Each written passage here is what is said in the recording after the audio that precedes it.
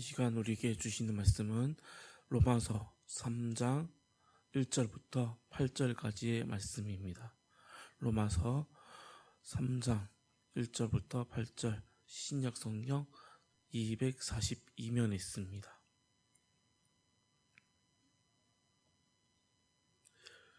그런즉 유대인의 나음이 무엇이며 할례의 유익이 무엇이냐?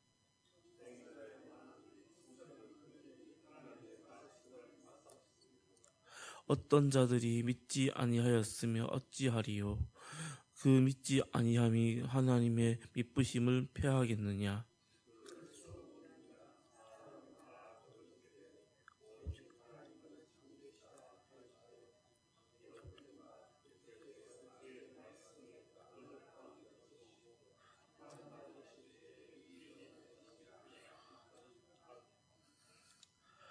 그러나 우리의 불의가 하나님의 의를 드러나게 하면 무슨 말 하리요? 내가 사람의 말하는 대로 말하노니 진노를 내리시는 하나님이 불의하시냐?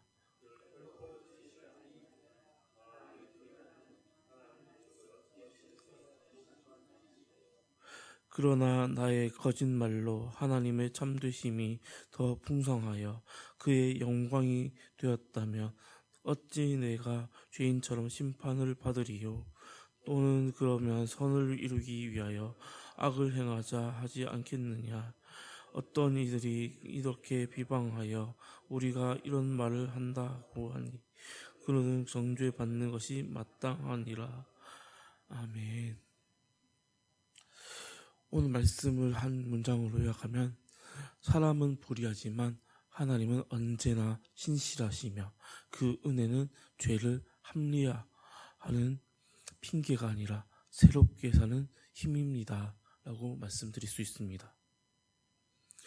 성도 여러분, 사람은 누구나 자기 주장, 자기 의를 드러내는 것을 좋아합니다. 그리고 그렇게 하고 싶어하는 싶어합니다.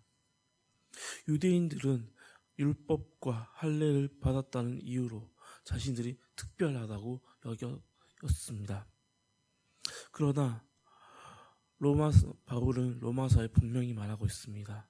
하나님 앞에서는 모두 다 죄인이다 라고 말하고 있습니다. 오늘 본문은 이 주제를 다루면서 인간의 불의가 오히려 하나님의 의를 드러내는 도구가 된다고 말씀하고 있습니다. 오늘 말씀을 통해 우리의 의가 아닌 하나님의 은혜만 붙드는 믿음을 다시 확인하는 시간이 되기를 소망합니다. 첫 번째는 하나님의 말씀은 변함이 없는 진리입니다. 바울은 먼저 유대인의 유익이 무엇이냐고 묻습니다. 그중 가장 중요한 특권은 그들에게 하나님의 말씀이 맡겨졌다는 사실입니다. 이스라엘 그 민족은 하나님의 계시를 받은 민족이었고 또한 그것은 하나님이 그들을 특별하게 택하셨다는 증거였습니다. 그러나 문제는 그들이 하나님의 말씀을 지키지 못했다는 것이 있습니다. 성도 여러분, 하나님의 말씀은 지키든 지키지 아니하든 변함없는 것이 그 진리인 것이 사실입니다. 우리가 그 순종하지 않아도 하나님의 그 말씀의 능력은 전혀 줄어들지 않습니다.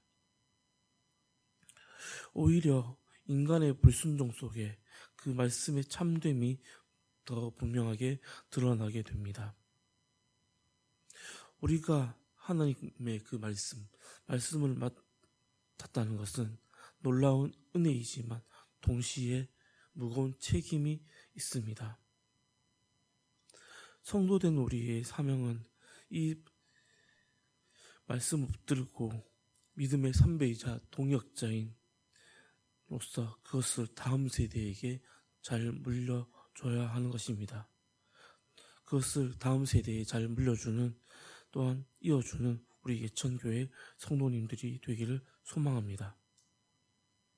두 번째는 인간의 불의는 하나님의 의를 더욱더 드러내게 됩니다. 바울은 3절을 보면 다른 질문을 던지고 있습니다. 다른 사람들이 믿지 아니하면 어찌하리요? 라고 질문하고 있습니다. 인간의 불신앙과 불의에도 불구하고 하나님은 여전히 신실하다는 것입니다. 4절 말씀을 통해 우리의 거짓이 하나님의 참되심을 더욱더 드러내기도 합니다. 바울은 시편 52편 5절의 말씀인 다윗의 고백을 인용하면서 하고 있습니다. 여기서 중요한 것은 인간의 그 불의가 변명거리가 될 수가 없다는 것입니다. 우리가 실패했어도 하나님은 여전히 의로운 분이신 것입니다. 또한 우리의 불성실함은 하나님의 그 신실하심을 더욱더 부각될 뿐입니다. 가령 우리가 연약하여 넘어졌을 때 다시 일어날 수 있는 이유가 무엇이겠습니까? 바로 하나님의 그 변함없는 의로운 분이기 때문입니다. 그러나 본문 5절과 6절을 보면 이것이 우리의 죄를 정당화하거나 불의에 머물러 든다는 뜻은 아닙니다. 그 이유는 하나님께서는 죄를 무지 싫어하시며 동시에 불의를 심판하는 분이기 때문입니다. 우리의 그 실패는 핑계가 아닙니다. 더욱더 하나님의 그 은혜를 붙잡는 계기가 되어야 하는 것입니다. 우리는 날마다 하나님의 그 은혜를 붙잡고 살아가는 우리 예천교회 성도님들이 되기를 소망합니다. 세 번째로, 은혜를 죄의 변명으로 삼지 말아야 하는 것입니다. 마지막으로 바울은 7절을 통해 이렇게 말하고 있습니다. 내 거짓말이 하나님의 참되심을 드러내 영광이 되었다면 왜 내가 죄인으로 심판을 받느냐, 이렇게 말하고 있습니다. 당시 사람들이 제기하던 왜곡된 논리를 반박하고 있는 것입니다. 또한 이들은 바울의 그 복음을 통해 오해하여 선을 이루기 위해 악을 행해도 괜찮다고 주장했습니다. 하지만 바울은 8절을 통해 그런 사람들은 정죄 받는 것이 마땅하다고 분명히 말하고 있습니다. 성도 여러분, 은혜는 죄를 정당화하는 도구가 아닙니다. 오히려 은혜는 죄에서 벗어나게 하는 능력이 있습니다. 이러한 하나님의 그 은혜를 값싼 은혜로 만들면 안 되는 것입니다.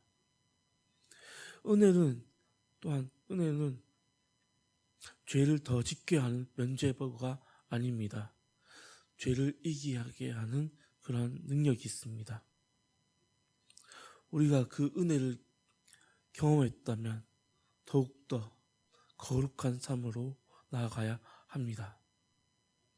그 거룩한 삶을 살아내고 그 삶을 증명하는, 또한 증인된 삶을 살아가는 우리 예천교회 성도님들이 되기를 소망합니다.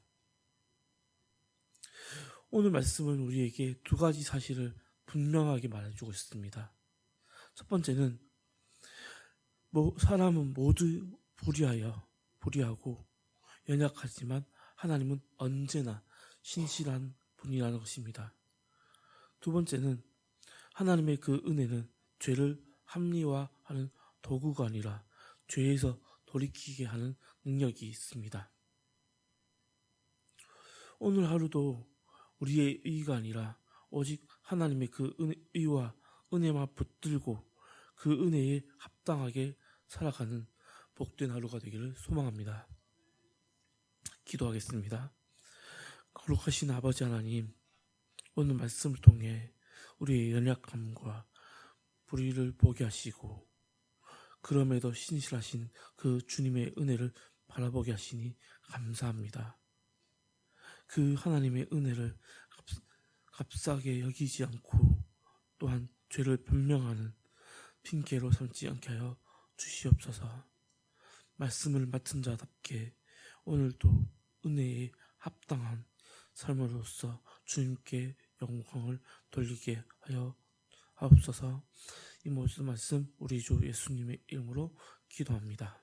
아멘. 하늘에 계신 우리 아버지, 아버지의 이름을 거룩하게 하시며 아버지의 나라가 오게 하시며 아버지의 뜻이 하늘에서와 같이 땅에서도 이루어지게 하소서. 오늘 우리에게 일용할 양식을 주시고 우리가 우리에게 잘못한 사람을 용서하여 준 것 같이 우리 죄를 용서하여 주시고 우리를 시험에 빠지지 않게 하시고 악에서 구하소서. 나라와 권능과 영광이 영원히 아버지의 것입니다. 아멘. 이 시간 우리 함께 기도하실 때 오늘 말씀을 묵상하며 함께 기도하기를 원합니다. 또한 우리 교회와 그리고 예천 지역을 위해서 함께 기도하기를 원합니다. 그리고 이 나라를 위해서 함께 기도하기를 원합니다. 그리고 세계 열방에 흩어져 있는 우리 선교사님들의 발걸음과 그 입술의 증거를 통하여서 예수 그리스도의 복음이 편만하게 펼쳐지기를 원하는 마음으로 함께 기도하기를 원합니다. 그리고 마지막으로 각자 개인 기도 제목 가지고 함께 주여 한번 외치고 기도하겠습니다.